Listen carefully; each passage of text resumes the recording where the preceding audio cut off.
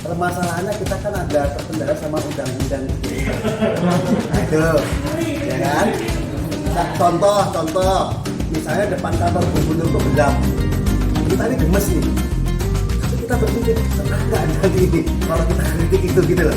Nah ini mohon arahannya Pak supaya kita ini mengkritik yang aman itu seperti apa? Bagaimana caranya kita punya apa seperti kartu konten kreator apa jadi kalau kita mengikuti fasilitasi skillnya jadi ada skill tertentu yang tren tertentu yang skill kita misalnya di bidang fotografi atau videografi Komunitas di atau nanti yang itu mesti tidak berubah orang-orangnya. Nama siapa dulu? nama Muzamel Pak Zamel.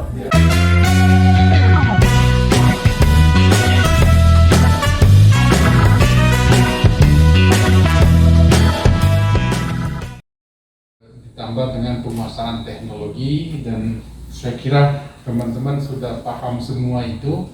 Hari ini teknologi setiap saat, bahkan mungkin setiap menit terjadi perubahan kemajuan teknologi. Maka itu kita harus mengikuti tren dinamika perkembangan teknologi dan informasi itu. Nah, caranya bagaimana? Saya kira teman-teman sudah pada mengerti di lapangan. Tinggal bagaimana kemampuan itu kita asah satu sama lain, kita bangun kerjasamanya, kita bangun networkingnya, sehingga itu melahirkan sesuatu kekuatan yang luar biasa. Nah, saya sendiri hari ini dan yang akan datang itu tentu ingin banyak menyerap masukan-masukan dari teman-teman apa yang harus kita lakukan, terutama untuk soal regulasinya. Karena kadang-kadang hari ini terkadang anak-anak muda kita jauh melompat, tetapi kadang-kadang kebijakan pemerintah tidak mengiringi. Kadang-kadang malah justru kebijakan pemerintah menjadi penyumbat langkah kreativitas anak-anak kita, adik-adik kita gitu. Maka itu saya bilang sama Salam, saya harus ketemu dengan berinteraksi dengan teman-teman supaya paling tidak saya juga punya masukan, punya bahan, punya ini untuk membuat satu kebijakan yang betul-betul pro kepada kepentingan teman-teman. Nah, maka itu pentingnya di situ.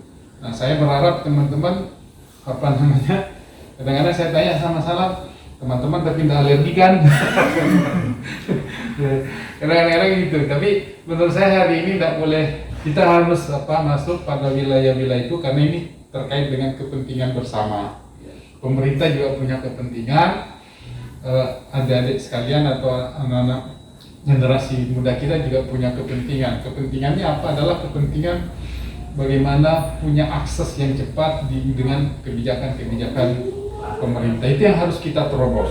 Maka itu pentingnya kita membangun kerjasama itu, lalu saling memberi input, dan saya siap meluangkan waktu nanti kepada teman-teman untuk kita diskusi yang lebih teknis, misalnya hal-hal yang lebih teknis yang terkait dengan kepentingan teman-teman untuk bisa kita lakukan ke depannya. Saya kira itu dulu deh, karena saya kira kita perlu berdiskusi, dan saya berharap tidak hanya pada pertemuan ini, ada diskusi tindak lanjut yang barangkali bisa kita lebih intensifkan ke depan sehingga itu bisa berjalan dengan baik. Saya kira itu. Makasih. Assalamualaikum warahmatullahi wabarakatuh. Jadi kadang-kadang gini Bang, di lapangan itu problemnya teman-teman ini ketika bikin konten itu Bang, misalnya kayak Mas Jamil itu kan kalau bikin konten dia nge-review produk, jadi harus membeli produknya dulu Bang, baru nge-review. Nah itu butuh modal, butuh duit. Atau misalnya kayak objek wisata, teman-teman di belakang itu fokus ke wisata ya. Nah problemnya itu kan kalau misalnya ke wisata harus bayar tiket wisata dulu, harus ini dulu, padahal kan kontribusi teman-teman terhadap promosi wisata kan lebih gede ketimbang harus pemerintah mulai budget sendiri nih. Kira-kira ada kemungkinan nggak Bang kalau misal nih gitu kan, teman-teman konten kreator diberikan fasilitas untuk masuk ke destinasi wisata tanpa harus tiket atau apa, nanti mereka yang bikin kontennya diupload di YouTube dan channel-channel pribadi mereka. Kira-kira gimana? Nah, ini kan masukan yang sangat mendasar yang sebelumnya kita tidak tahu bahwa ada hal seperti itu, dan itu benar. Artinya kan kadang-kadang wisata itu justru karena muncul, atau destinasi itu muncul karena upload iseng dari seseorang gitu loh. Ya kan, dia saking cintanya, saking inganunya itu dia upload sendiri gitu loh. Jadi viral akhirnya jadi ini. Nah, ini yang memang terus terang saja kadang-kadang tidak sampai otaknya pemerintah ke situ itu tuh. Yang model-model begini nih tidak sampai otaknya. Jujur saja, kadang-kadang mereka itu monoton. Kadang-kadang kalau sudah berhasil baru diklaim seolah-olah dia kerjaannya dia gitu loh. Nah ini kan yang model-model seperti ini yang memang kita harus rombak. Dan saya setuju. Oke, ini salah satu catatan poin buat saya nanti akan atau gini, nanti silahkan saja nanti teman-teman kumpulin beberapa segmen ya. Kita garap dulu di sektor pariwisata misalnya. Siapa yang semua terlibat di aspek pariwisata itu? Teman-teman yang kelompok-kelompok ini tadi, nanti kami undang, saya yang fasilitasi. Saya undang dinas pariwisatanya, saya undang pariwisatanya, saya undang teman-teman. Kalian yang ngomong, ya kan? Nanti tak bilangin depan sana, pokoknya dinas pariwisata harus siap, kupingnya merah, gitu loh. Nggak apa-apa. Jadi yang model-model gitu. Jadi gunakanlah DPRD itu sebagai alat untuk gitu. Jadi jangan inilah. Artinya kita harus rubah atmosfernya ber-DPR itu yang selama ini kaku gitu. Nah, kita pakai jalur-jalur model-model seperti ini jauh lebih produktif menurut saya. Tadi contoh itu masuk ke wisata, boleh nggak diberi akses tuh teman-teman gitu loh. Ya kan, dengan harapan bahwa nanti hasil kerjanya dia bisa upload, dia bisa tunjukkan, dengan sendirinya pemerintah dapat promosi juga kan begitu. Menurut saya model-model seperti itu. Nah, mungkin ada lagi yang lain yang menurut saya hari ini apalagi pemerintah era sekarang ini lagi getol-getolnya sampai dia memberanikan diri membentuk menteri sendiri gitu loh. Menteri kreatif gitu loh. Nah, maka itu saya setuju itu. Nah, mungkin nanti ada model-model lain lagi, ada aspirasi-aspirasi lain, ya nanti kita coba kembangkan. Nah, memang yang kayak seperti itu ya harus ada kebijakan. Tetapi kebijakan itu tidak muncul begitu kalau tidak ada suara dari bawah begitu. Nah, teman-teman lah, adik-adik lah nanti yang menyuarakan itu salah satu solusi yang saya tawarkan. Nah, karena kadang-kadang itu pemerintah kalau tidak dihadapkan dengan pelaku utama yang mengalami, kadang-kadang pura-pura nggak tahu gitu. Ya kan? Nah, kalau di itu pokoknya tugas saya memfasilitasi teman-teman. Kan gitu. Jadi ketemu itu pasti. Jadi unek-uneknya tidak hanya lewat di suara-suara di pinggiran itu, tapi itu betul-betul tersampaikan kepada pemerintah, dan nanti kami yang nekan bahwa itu harus ada regulasi, harus ada aturan atau mungkin perda atau mungkin peraturan pemerintah daerah dan lain sebagainya. Saya kira itu masalah. Gantian jadi berapa nih? Oke, ada yang mau nanya siapa? Atau ada yang mau sampaikan? Ya, silakan aja. Mungkin sambil nunggu ini saya nanya lagi, Bang. Ini kira-kira, Bang, kalau teman-teman ngajak kolaborasi buat channel dengan Abang, buat konten dengan Abang, boleh nggak, Bang? Oh, dengan sangat senang hati malah. Dengan senang hati. Jujur aja saya ini taunya kalau misalnya mau itu teman-teman mau apain saya silakan aja. Sepanjang itu demi kepentingan kemajuan daerah, ayo kita sama-sama. Saya kira tujuan kita kan sama, bagaimana kita memajukan daerah ini. Bahwa nanti ada figur tertentu yang mau dipilih, silahkan saja. Saya kira itu. Ya, Siap. Ada lagi? Mumpung, ya silakan. Saya pernah review beras basah sampai dikira saya pemilik beras basah. Saking seringnya ya. Saking seringnya. Jadi gini, maksud saya memang kadang-kadang kita sih ya dengan modal sendiri sudah kita review, sudah kita iklan atau promosikan tempat itu ya kita bayar. Jadi maksudnya seperti yang tadi menindaklanjuti bagaimana caranya kita punya, anggaplah seperti kartu konten kreator khusus wisata. Jadi kalau kita mereview itu difasilitasi. Nah, dari pemerintah mungkin bisa menghubungi pemilik wisatanya bahwa kalau ada orang bawa ini artinya difasilitasi untuk dia mereview. Kalau tagihan pemerintah gitu. Bahkan untuk apa namanya review rumah makan pun, bahwa kalau dia makan gratis kan. Jadi saya keliling tiap hari nanti review rumah makan.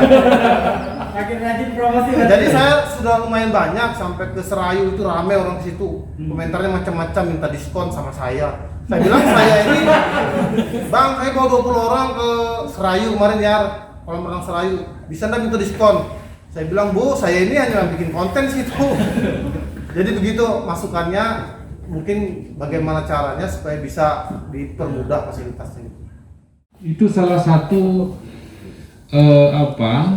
usulan nanti yang akan kita munculkan supaya pemerintah dengan kekuatannya, dengan kebijakannya, supaya teman-teman tadi itu punya daftar gitu, sehingga dia kemanapun diberi ruang gitu untuk cari akses ya. Saya kira itu suatu hal yang bagus, dan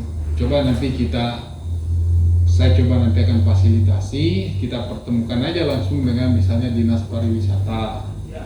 Jadi nanti Dinas Pariwisata, tetapi ya memang konsekuensinya teman-teman harus punya ikatan,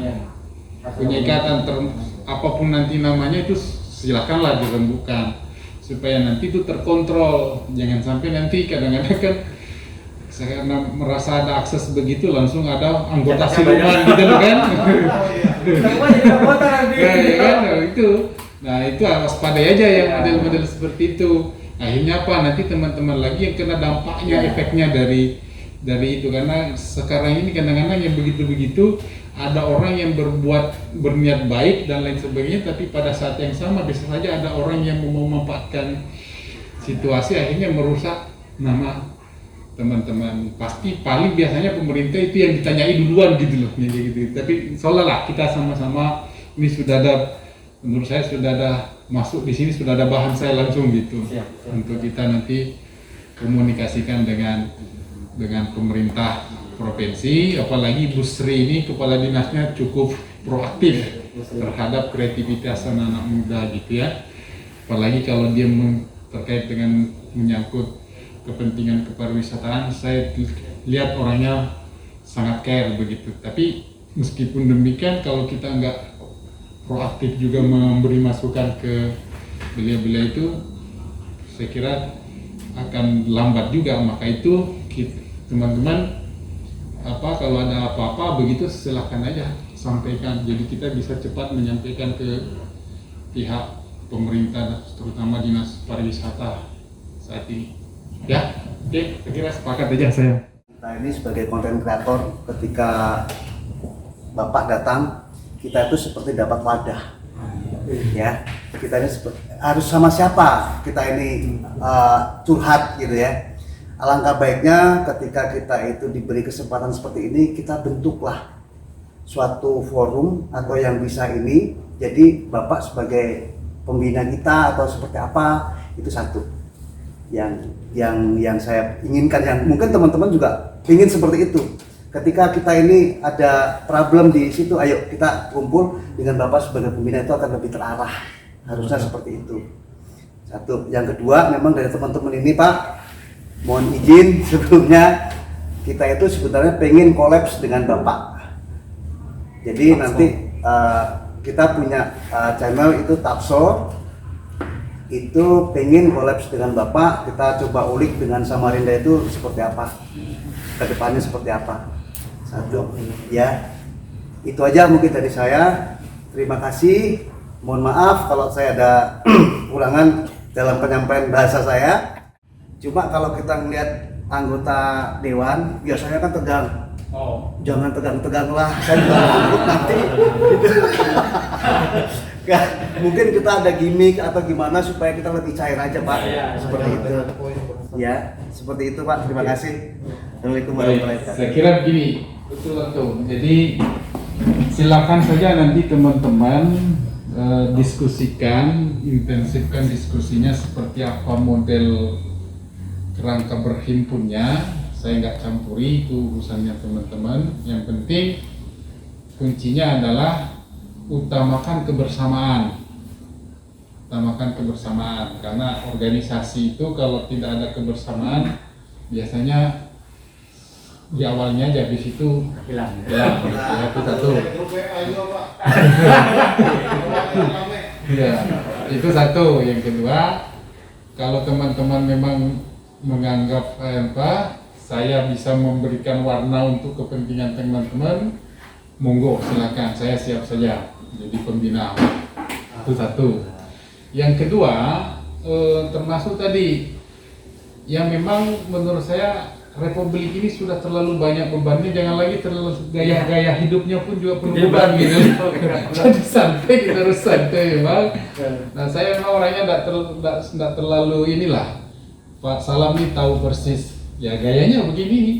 Artinya mau dibawa kemana aja teman-teman monggo gitu. Jadi dan jangan, nggak usah bisa mohon maaf kalau ada kata itu biasa, kalau kita udah lah sudah paham aja saya bahasa itu. Sudahlah, santai saja. Jadi di antara kalau sudah begini, di antara kita nggak ada jarak lah. Artinya usahakan wah seolah-olah ini ada pejabat, nah itu nanti di kantor aja kalau begitu ya. Jadi supaya apa, cair, supaya teman-teman nanti tidak ada beban menyampaikan gagasan-gagasan, ide-ide termasuk kritikan. Jadi kalau diantara kita sudah sejak awal konsensus kalau tidak ada sekat kan enak gitu ya. Jadi tidak usah khawatir kalau saya sudah biasa gitu. Ini Pak Salam ini ngeritik pun di hadapan saya santai aja gitu. Jadi ya saya berusaha semaksimal mungkin lah untuk membantu teman-teman, meskipun mungkin saja nanti kalau ada ruang-ruang yang ini jangan Pak Rusman ini kan tidak bisa dihubungi dan lain sebagainya. Tenang, kadang-kadang ya karena memang harus semua lapisan harus dilayani kadang-kadang itu. Jadi yang penting teman-teman sekalian masalah-masalah atau hal-hal yang perlu kita nanti diskusikan, silakan saja, saya terbuka saja ya. Jadi saya kira itu.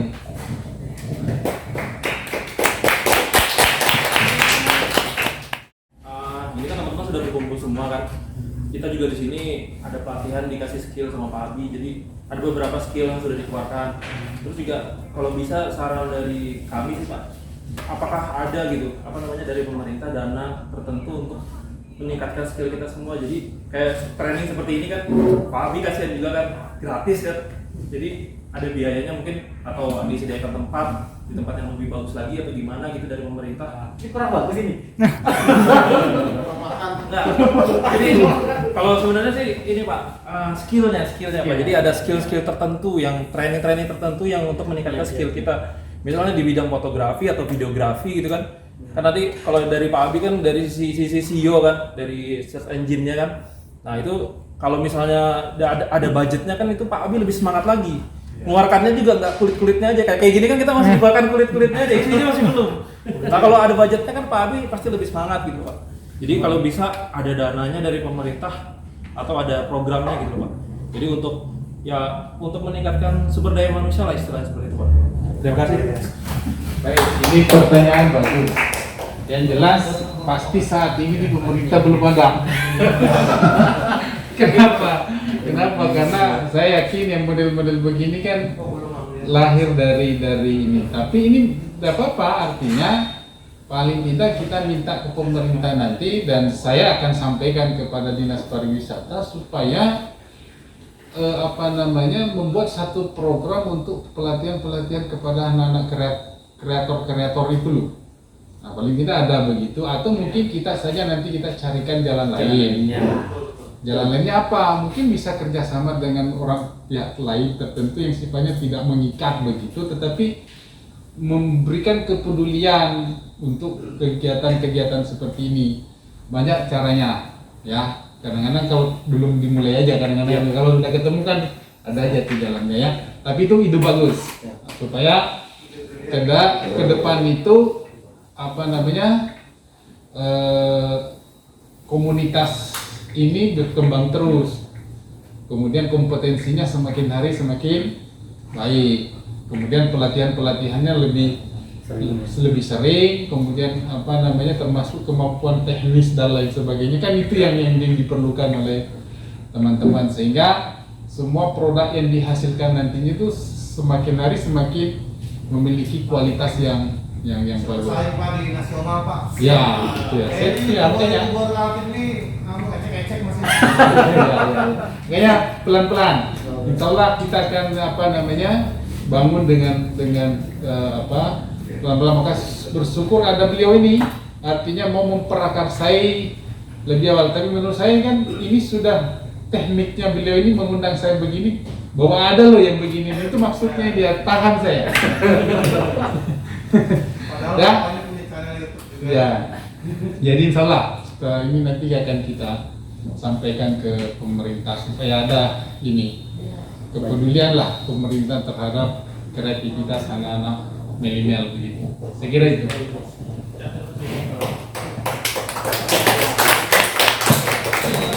Ya silakan Pak.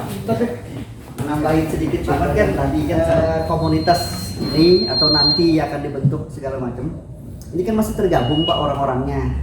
Saya ini pemula, jadi begitu dijelaskan itu kan masih melongo aja gitu loh. Niat ada istilahnya. Nah alangkah baiknya nanti ke depan, siapa tahu memang kan bikin pemula, expert atau yang jago-jago sekalian gitu kan Pak ya. Mudah-mudahan nanti bisa terbentuk seperti itu yang seperti diharapkan. Terima kasih. Ya, saya kira itu memang begitu. Jadi maka itu pentingnya ada semacam organisasi komunitas atau apapun, mungkin dalam bentuk komunitas, karena kadang-kadang kan teman-teman itu kadang-kadang ada juga tidak mau terikat dalam satu ikatan aturan-aturan organisasi misalnya. Tetapi tadi itu ada konsensus bahwa kalau misalnya tidak dalam bentuk organisasi resmi, tapi ada semacam kesepakatan bahwa ada penjenjangan penjenjangan itu, ada pemula, ada ini, ada tingkatannya begitu. Nah itu bagus, sehingga tidak semua pemula semua gitu loh. Padahal sudah ada yang ya, jadi ada tingkatannya, dan kan generasi kan jalan terus. Komunitas ini kan pasti bertambah terus, apalagi kalau sudah mulai maju pasti ada banyak yang melirik. Nah yang baru nanti dia dikali kategorinya masuk pemula, ini buatlah tingkatannya. Saya kira teman-teman lah yang membuat aturan secara ini. Saya nggak masuk kepada wilayah teknis itu, tapi betul itu. Artinya ada tingkat dasar, ada tingkat menengah, ada tingkat atas, bahkan ada tingkat yang lebih expert lagi gitu kan gitu. Ya. Sehingga prosesnya betul-betul berjenjang begitu. Saya sepakat itu kalau ada penjenjangan seperti itu. Jadi nanti kalau memang memungkinkan kita bikin forum dulu, apapun namanya itu silahkan dibicarakan ya. Terus nanti terkait dengan usulan Pak Topik tadi, memang kita punya rencana Pak, kita punya program bakal sering bikin kelas-kelas kayak gini, tapi yang terstruktur. Kalau ini kan kita cuma tahu ada beberapa konten kreator yang punya channel, upload video, tapi view-nya kecil gitu. Jadi dari sejarah itu ya udah kita fokus ke SEO-nya aja dulu. Gimana caranya supaya view-nya banyak nih, supaya teman-teman minimal semangat lah, kalau duitnya dolarnya gede kan semangat lah gitu. Ya. Paling ya tadi kita minta nitip beliau, mungkin kalau bisa disampaikan ke Dinas Pariwisata agar kita difasilitasi untuk ke destinasi wisata. Jadi budget kita cuma fokus di produksi, jangan ditambah lagi dengan cost tiket gitu kan ya. Ya.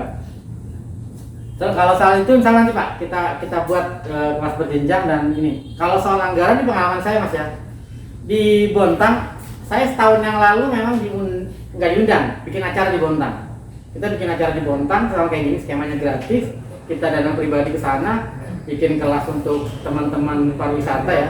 Tapi waktu itu memang kita ngomong soal konsep pariwisata.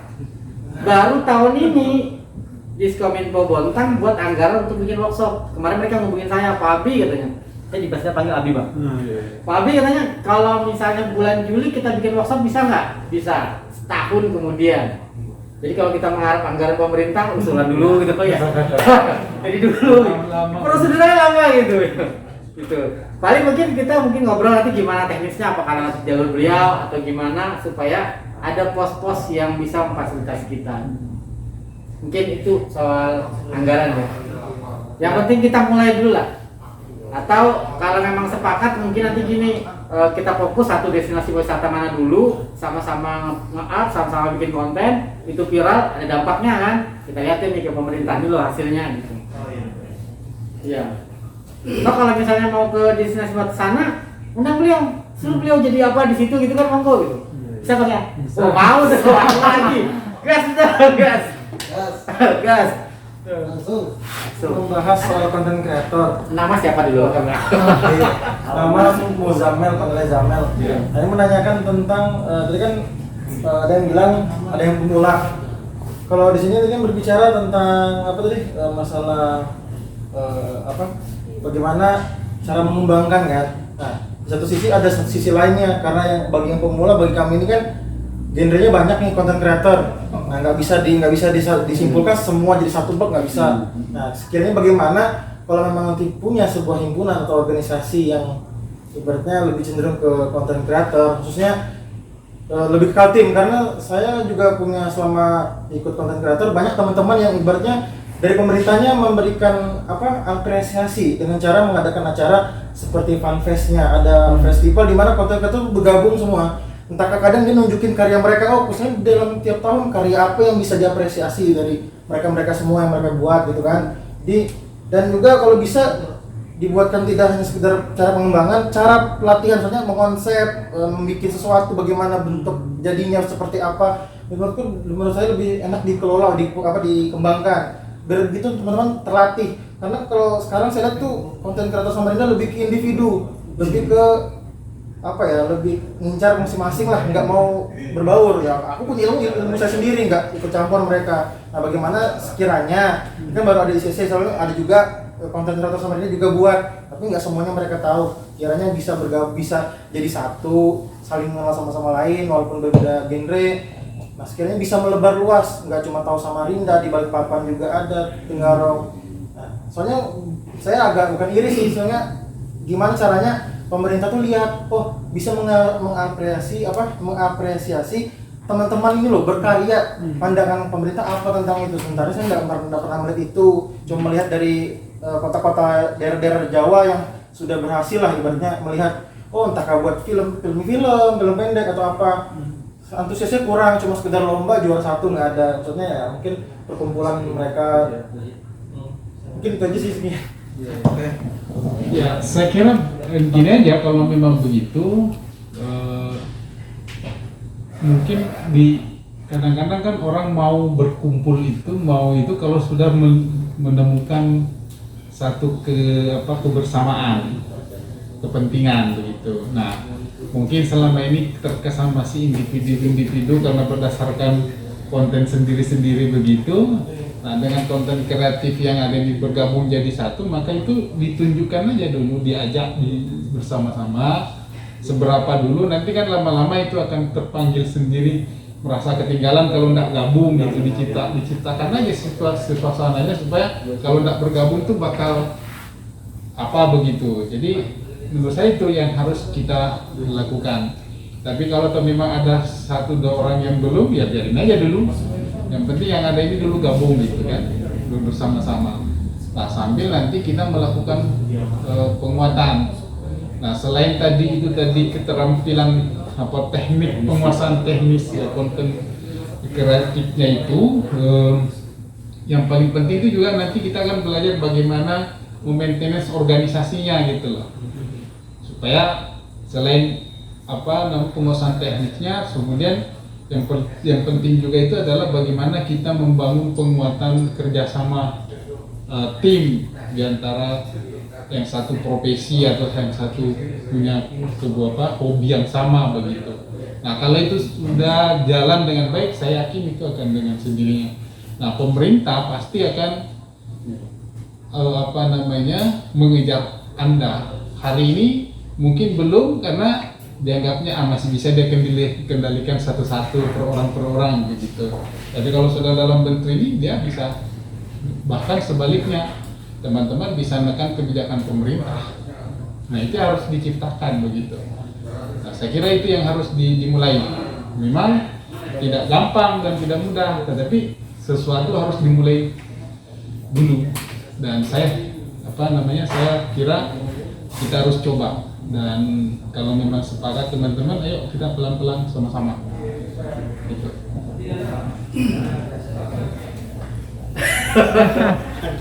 Kita merubah posisi aja mau diomongkan gitu kan ya. Saya nyimak aja. Santai ya. Kita ngobrol santai aja. Iya, penting kita dapat poin-poinnya nih. Pertama kita sepakat bikin semacam komunitas dulu. Ya. Apapun namanya, nanti kita bicarakan bareng. Nanti kita juga bakal mengatur agenda-agenda untuk hal teknis. Jadi soft skillnya kita baikin lah ya. Nah, kalau nanti kan ada yang bagian editing video kan banyak yang jago-jago nih. Yang jago share dong cara edit video yang bagus. Nanti yang fotografer juga ada kan share. Terus juga tadi kan ada beberapa ini sudah pada hilang ya. Ada juga beberapa wanita yang bisa jadi talent sebenarnya kalau menurut saya. Kayak Mbak ini kalau mau dijadikan talent kayaknya bagus banget gitu. Ngejual banget gitu kalau. Bisa dijual kan ya? Jual saya loh Pak. Jadi talent mancing nih. Iya. Ya, jadi ya kalau mau collab kan bisa tuh silakan. Ayo sekarang maksudnya tinggal kalau tadi soal pemerintah mas ini pengalaman saya pribadi. Sepanjang kita tidak pernah show up, mereka nggak tahu kita. Jadi mereka nggak bakal bikin program tentang kita kalau kita nggak ngasih laporan ke mereka. Jadi memang harus inisiatif kita juga sih. Wah, ini kita ada loh, ini gimana nih kira-kira gimana? Ya harus kita juga aktif memang. Jadi kalau kita berharap ujuk-ujuk pemerintah aware dengan kita, kayaknya berat juga. Ya kita harus tunjukkan siapa kita dulu. Komunikasikan dulu kepentingan kita apa, ke aktivitas kita apa, terus kebutuhan kita apa.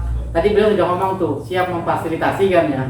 Nah, berarti kita udah punya forum nih untuk show up ke pemerintah.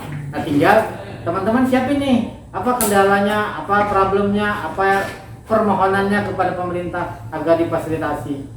Jadi sebenarnya poinnya saya mau dapat itu, kan dapat nih sudah. Beliau siap memfasilitasi kita gitu kan. Nah, itu kita dapat poinnya.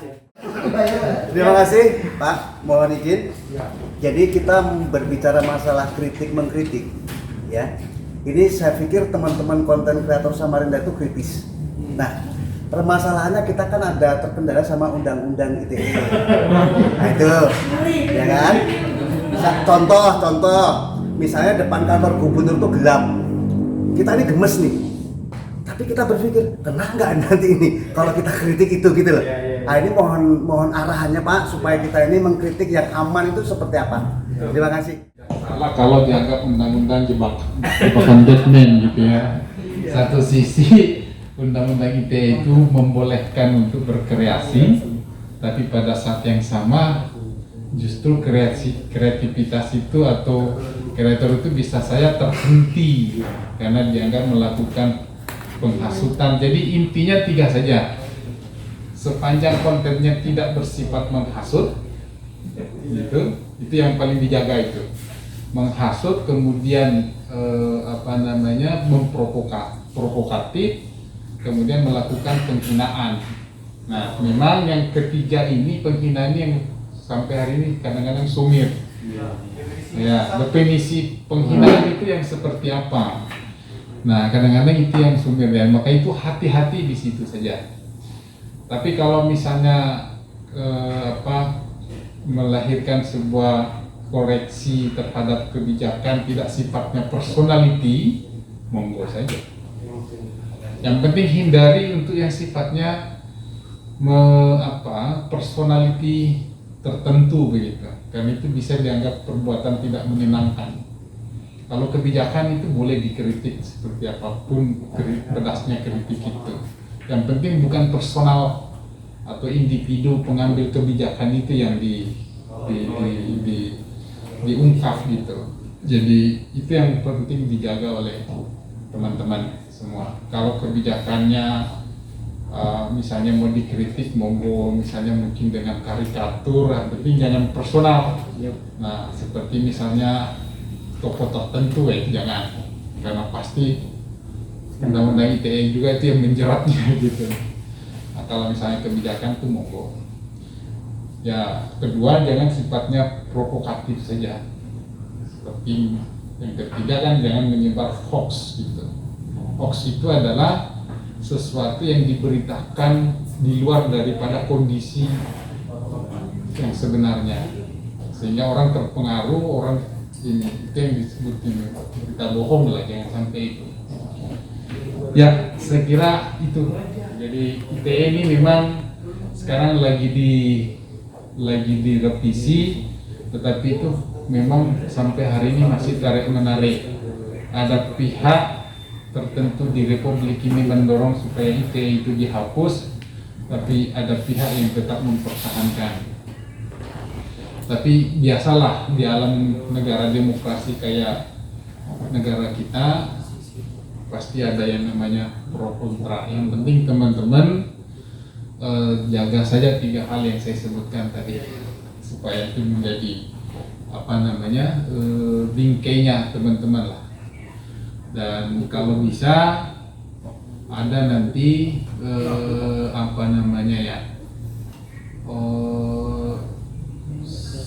ke depan kalau ini sudah berjalan dengan baik, patut juga teman-teman melibatkan orang yang melek hukum.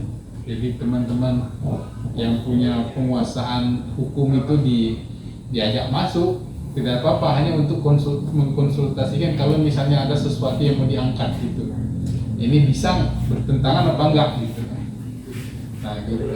Jadi itu pentingnya sebetulnya ada wadah berhimpun atau ada komunitas itu, jadi bisa mendatangkan suatu saat nanti misalnya pelatihannya itu disisipkan materi itu tentang pemahaman tentang ITE itu. Jadi selain bicara pelatihan seperti ini, misalnya teknik misalnya, disisipkan juga soal apa sih isinya ITE itu, yang mana yang boleh, yang mana tidak gitu, supaya teman-teman juga ada pemahaman hukumnya begitu. Jadi bisa saya nanti kita bikin pelatihan, sisipkan 1 sesi khusus belajar tentang undang-undang ITE, yang mana boleh, yang mana tidak boleh begitu. Nah ini bagus.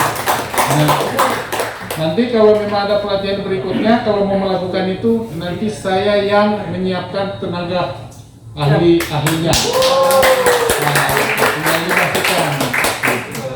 Terus ini Bang, terkait dengan Perda Perlindungan Hukum Masyarakat Bang. Nah, kan itu kalau misalnya masyarakat punya masalah dengan hukum, itu gimana Bang? Undang-undang itu Bang, minimal kita dapat gambaran soal perda itu Bang. Oh, jadi gini, saya termasuk salah satu anggota pansusnya dulu. Kenapa kita bentuk perda tentang layanan bantuan hukum bagi masyarakat? Karena kan begini, semua warga masyarakat mulai dari presiden, warga negara Indonesia, mulai presiden sampai rakyat semesta itu memiliki hak dan kewajiban yang sama di mata hukum. Itu rumusnya dulu. Maka itu masyarakat itu berhak memperoleh pengayoman, masyarakat itu berhak memperoleh keadilan, masyarakat itu berhak memperoleh perlindungan hukum, dan semua masyarakat itu pada prinsipnya memiliki kedudukan hukum yang sama mulai dari presiden. Maka itu selama ini ada kelompok-kelompok atau ada masyarakat yang seolah-olah, bukan seolah-olah lagi sebetulnya, terkesan sekali termarginalisasi dalam persoalan pengenaan hukum. Maka itu tidak salah misalnya kalau ada kritikan sampai hari ini penerapan hukum di Indonesia seolah-olah tajam ke bawah, tumpul ke atas. Kan itu. Nah, maka itu salah satunya misalnya kalau masyarakat yang tidak mampu, dia tidak bisa mengungkapkan problem hukumnya, kasus-kasus hukumnya, dia lebih baik menerima kenyataan. Karena kenapa? dia tidak sanggup menyewa pendampingan hukum misalnya, karena kalau lewat pengacara maka dia harus bayar sekian biaya yang sesuai dengan yang tarif yang ditawarkan oleh lembaga oleh advokat misalnya. Nah, maka itu kita buatlah perda tentang bantuan perlindungan hukum dalam bentuk bagaimana caranya perda itu mengatur bagi masyarakat yang tidak mampu melakukan perlindungan hukum pada dirinya sendiri, maka dia boleh mendapatkan layanan. Bagaimana cara layanannya? Yaitu pemerintah kerjasama dengan lembaga bantuan hukum yang ada di masyarakat, yang tumbuh di masyarakat. Ada organisasi-organisasi lembaga bantuan hukum. Nah, itu pemerintah bekerja sama dengan itu, nanti LBH inilah yang nanti yang mendampingi masyarakat berperkara di pengadilan atas problem hukum yang dihadapi, mendampingi di pengadilan. Nah, itu tidak dibayar, pemerintah bayar kepada LBH itu yang didampingi masyarakat yang tidak mampu tadi nih dapat perlindungan. Termasuk nanti teman-teman bisa manfaatkan itu. Jadi kalau karena kasus ITE minta ke LBH itu. Gitu. Nah, cuma memang perdanya sudah kita buat, yang belum jalan hari ini Pak, peraturan gubernurnya yang belum terbit. Karena perda itu harus lagi ditindaklanjuti oleh Pak Gubernur dengan dalam bentuk peraturan gubernur terkait dengan siapa LBH-nya, di mana alamatnya, bagaimana cara mengajukannya, berapa alokasi anggaran setiap itu. Nah, nanti itu kan harus ada turunan teknisnya. Kalau di perda itu kita hanya buat bahwa masyarakat yang tidak mampu atau kelompok individu masyarakat yang tidak mampu, maka itu wajib dilindungi, wajib didampingi melalui lembaga bantuan hukum. Nah, maka itu peraturan gubernur harus muncul siapa LBH-nya yang ditunjuk, pastikan tidak satu nanti, tapi harus terdaftar supaya nanti tidak lagi ditipu masyarakat. Nah, tidak terdaftar akhirnya biar lagi dan lain sebagainya. Tapi kalau dia terdaftar, sehingga kalau terjadi apa-apa kita bisa kejar lembaganya itu. Jadi itu sebetulnya teman-teman ya. Nah, jadi nanti teman-teman suatu saat seperti itu bisa memanfaatkan itu. Nah, saya kira itu. Jadi minimal tenang ya, kalau ada ITE ada gambaran nih. Ada siap-siap di backup gitu ya. Nah, itu yang penting lah. Ya. Ya, assalamualaikum warahmatullahi wabarakatuh. Waalaikumsalam warahmatullahi wabarakatuh. Kita nanti kan pada akhirnya akan membuat suatu komunitas. Di situ kita akan berkarya. Yang saya ingin tanyakan, saya ini kan pemula. Jadi saya sempat baca sih, katanya kalau karya kita nanti di YouTube itu nge-up tinggi, kita akan dikenakan pajak. Nah, saya ingin Pada prinsipnya itu kan YouTube itu kan komersil pada ujungnya. Maka nanti yang terkait dengan pengenaan pajak itu pasti ada, tapi itu kan kebijakan YouTube-nya ya langsung. YouTube langsung, karena YouTube kemudian termasuk Facebook itu langsung berhubungan Facebooknya dengan negara. Jadi bukan orang individu yang ada di dalam Facebook atau YouTube itu. Jadi misalnya punyanya Abi nih di YouTube itu, Abi itu otomatis dia bayar ke YouTube-nya dengan sudah disertai dengan pajak. Nah, YouTube-nya yang akan nyetor ke negara gitu. Nah, kalau pertanyaannya yang tren terakhir ini seperti sembako, itu lain lagi urusannya nanti. Panjang kita ngobrolin. Termasuk pendidikan yang dipajaki itu lain lagi urusannya. Tapi kalau soal tadi itu yang Adinda tanyakan, kalau misalnya nanti sudah bagus jadi YouTuber begitu, sudah memberi penghasilan, mau tak mau, karena itu pasti termonitor oleh Kementerian Informasi dan Komunikasi Pusat, dan itu langsung terlacak di Dirjen Pajak yang begitu-begitu. Karena YouTube kan pasti dia mendaftar perusahaan di negara gitu, jadi itu pasti gitu. Tapi itu tidak, sekali lagi itu langsung ke YouTube-nya. Anda tidak terkait dengan langsung ke ini, kecuali kalau Adina sendiri nanti masuk bikin perusahaan sendiri, pasti nanti kena lagi gitu. Ya, Skip. seperti itu. Oke, ada lagi nggak ada ya? Oke, mungkin cukup dulu sampai hari ini. Ntar kita sambung lagi, mengingat waktu beliau juga gitu kan ya. Nanti kalau ada apa-apa silakan langsung ngobrol ya. Nanti kita buat di grup, kita share di grup, komunitasnya jadi kita sounding ke beliau kapan kira-kira kita bisa ketemu sama dinas pariwisata. Oke. Jadi sekali lagi sekarang bolanya di tangan teman-teman. Kita udah coba bantu fasilitasi segala macam. Silakan di push kesempatan yang kali ini. Terima kasih dan terima kasih Bang Usman udah hadir hari ini.